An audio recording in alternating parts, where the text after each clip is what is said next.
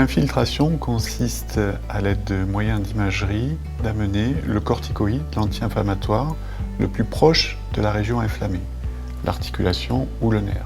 La progression de l'aiguille est contrôlée par les moyens d'imagerie. Ceci permet d'éviter les structures nobles, comme les nerfs ou les vaisseaux, et d'amener le produit le plus précisément possible là où il faut.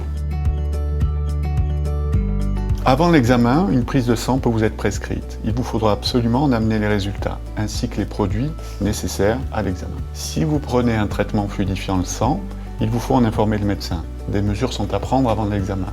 Elles vous seront précisées. Le geste ne nécessite pas d'hospitalisation. Il vaut mieux être accompagné le jour de l'examen.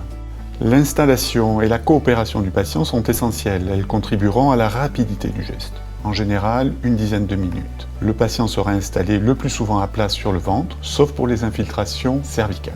L'infiltration comprend 3 étapes. Le repérage de la cible sous contrôle radiographique ou scanographique.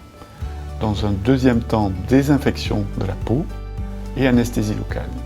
Troisièmement, la mise en place de l'aiguille en suivant la progression sous contrôle d'imagerie. Après le geste, le patient doit rester une dizaine de minutes en salle d'attente pour être surveillé.